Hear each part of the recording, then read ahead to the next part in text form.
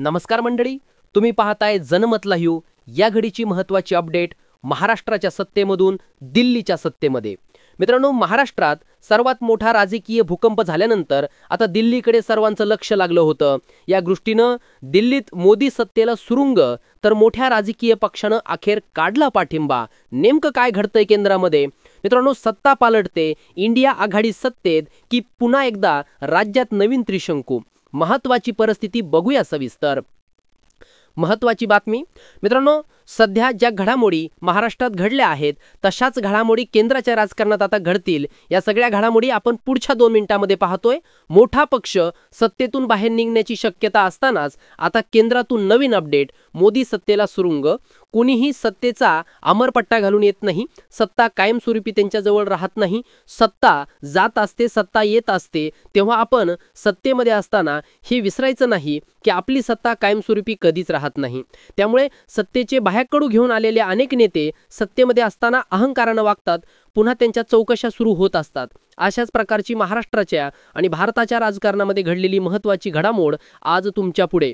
मित्रांनो, आपण जर कळवट निष्ठावान शिवसैनिक असाल तर नक्कीच खाली प्रतिक्रिया द्या. कटवट निष्ठावान शिवसैनिक आपल्या जिल्ह्याचं नाव लिहायला विसरू नका. तिथे आपल्या जिल्ह्याचं नाव आणि आपण उद्धव बाळासाहेब ठाकरे या पक्षाचं नाव देखील त्या ठिकाणी आपण लिहा, अशी आपणास नम्र विनंती. बघूया केंद्रात घडलेली महत्त्वाची घडामोड. ज्या घडामोडीकडे देशातील सगळ्याच राजकीय पक्षांचं अस्तित्व पणाला लागलं होतं. इकडे उद्धव ठाकरेंच्या शिवसेनेला ज्या प्रकारे त्रास देण्यात आला, देशातील वेगवेगळ्या राजकीय पक्षांना संपवण्याची भाषा भारतीय जनता पार्टीने केली. काँग्रेससह देशातील सगळेच पक्ष संपुष्टात आले पाहिजेत, सगळेच पक्ष संपले पाहिजेत, अशी आस धरून बसलेली भाजपा आता मात्र उघड्यावर पडताना दिसतंय. आणि ही बाब भारतीय जनता पार्टीसाठी नक्कीच लाजिरवाणी राहील. कारण की गेल्या 3 वर्षापासून भारतीय जनता पार्टी महाराष्ट्रामध्ये ज्या प्रकारचं राजकारण करू पाहत होती, त्यांनी ते राजकारण केलं. आणि ज्या शिवसेना प्रमुखांनी त्यांना सबंध देशामध्ये वाढवलं, त्या शिवसेनेला फोडण्याचं काम, त्या शिवसेनेचे 2 तुकडे करण्याचं काम आणि सत्तेला सुरुंग लावण्याचं काम त्यांनी केलं होतं. उद्धव ठाकरेंना मुख्यमंत्रीपदावरून खाली खेचण्याचं काम केलं होतं. मित्रांनो, या सगळ्या घडामोडी राज्याच्या राजकारणात नवीन नव्हत्या, परंतु शिवसेना संपवण्याचा ज्यांनी विडा उचलला त्यांचं राजकीय करिअर देखील पुन्हा एकदा संपुष्टात येतं. हा घेतलेला महत्त्वाचा आढावा आहे.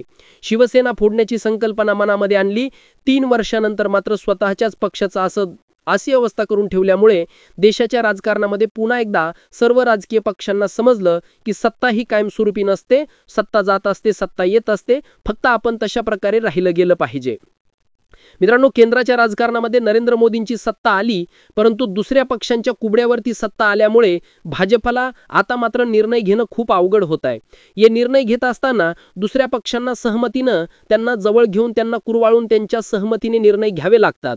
याच्या अगोदरच्या टर्ममध्ये भारतीय जनता पार्टी सगळे निर्णय घ्यायची आणि सबंध देशामध्ये ईडीच्या कारवाया सुरू करायची आणि सगळ्याच राजकीय पक्षांना, राजकीय नेत्यांना बदनाम करण्याची भाजपनं संकल्पनाच राबवली होती.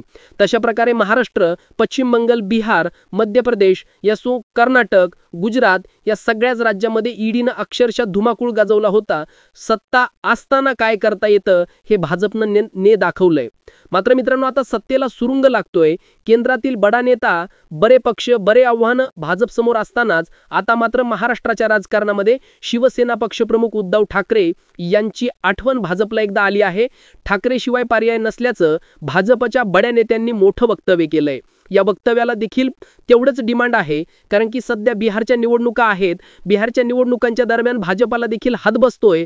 भाजपनं या भागामध्ये नितीश कुमारांचे आमदार कसे पडतील, त्यांना सत्तेच्या बाहेर कसं नेता येईल याची संकल्पना राबवली आहे आणि तशाच प्रकारचे सर्वे देखील आले आहेत. भाजपा 1 नंबरला, नितीश कुमार 2 नंबरला, हे भाजपनं कॅम्पेन चालू केलं. आणि बिहार देखील आपल्या हातातून जाऊ द्यायचा नाही असे आदेश केंद्रीय भाजपाने थेट बिहार सरकारला दिलेत. त्यामुळे बिहारमध्ये भाजपाची सत्ता बसू शकते अशा प्रकारचे त्यांनी कल्पना रचल्यात. आणि इकडे मात्र नितीश कुमार आणि त्यांच्या समवेत असलेले 5 ते 6 पक्ष यांनी जर का असं झालं तर केंद्रीयातील नरेंद्र मोदी सरकारचा पाठिंबा काढून घेऊन आम्ही विचार करतोय. आणि जर पाठिंबा काढला तर इकडे राहुल गांधी, नितीश कुमार आणि चंद्रबाबू नायडू यांना देशाच्या सर्वोच्चपदी बसवायला देखील तयार होऊ शकतात. ज्या प्रकारे 2 खासदारांचं सरकार, 2 खासदार असताना या देशामध्ये पंतप्रधान होता येतं, तशा प्रकारे नितीश कुमार आणि चंद्रबाबू नायडू यांना देशातील सर्वोच्च पद द्यायला काँग्रेस तयार होईल, अशी देखील एक बाजू समोर येत आहे. त्यामुळे कित्येक किती खासदार आता साथ सोडतात यावरती सगळं आहे. नितीश कुमारांचे खासदार, चंद्रबाबू नायडूंचे खासदार, अजून 3 राजकीय पक्षांचे 3-4 मिळून असे खासदार 50च्या आसपास खासदारांनी जर काँग्रेसला, इंडिया आघाडीला सपोर्ट केला तर मात्र देशात जबरदस्त हात बसतोय आणि तशा प्रकारची राहुल गांधींनी खूप मोठी फिल्डिंग लावली आहे. राहुल गांधींच्या सहकार्याने देखील चंद्रबाबू नायडूंची, नितीश कुमारांची गुप्त भेट घेतली असल्याची देखील महत्त्वाची बाब आपल्यापर्यंत पोहोचते आहे. त्यामुळे या गुप्त भेटीमध्ये देशाच्या पुढील राजकीय सत्ता समीकरणाचं चित्र उमटलं असल्याची देखील एक बाब समोर येत आहे. त्यामुळे दिल्लीच्या तख्तावरती भाजपाला बाहेर खेचण्याची पूर्ण प्लॅनिंग, पूर्ण तयारी झाल्याचं सध्या तरी दिसतंय. त्यामुळे केंद्रातून भाजपा कोणत्याही क्षणी सत्तेच्या बाहेर, सत्तेला सुरुंग जाऊ शकतोय. मोठा बडा नेता बाहेर पडून अनेक पक्ष भाजपचा पाठिंबा काढू शकतात. त्या पाठिंब्यानं काढल्याच्या नंतर केंद्राला देखील जबर हात शकतोय आणि महाराष्ट्रात देखील सरकार पडू शकतं. अशा प्रकारची रणनीती महाविकास आघाडी सरकार, इंडिया आघाडी सरकार करू शकतं. त्यामुळे आगामी काळात मोदी सत्तेला सुरुंग, महाराष्ट्रामध्ये उद्धव ठाकरेंची सत्ता, अशा प्रकारचं समीकरण राहू शकतं. मित्रांनो, या सगळ्या घडामोडी जर तरच्या जरी असल्या तरी राज्याच्या, देशाच्या राजकारणात अशक्य असं काहीच नाही. हे सगळं घडू शकतं. फक्त एक ठिणगी केंद्राच्या राजकारणात पडायला हवी. मित्रांनो, या सगळ्या घडामोडी महाराष्ट्रात आणि देशात घडल्या तर मात्र भाजपला आगामी काळातलं राजकारण खूप महागात पडेल. ही देखील तेवढीच महत्त्वाची बाब आपल्या समोर येते. मित्रांनो, नक्कीच यावरती आपल्या प्रतिक्रिया द्या. काय घडेल आणि काय होईल याबद्दल आपण देखील आपल्या प्रतिक्रिया द्या. धन्यवाद.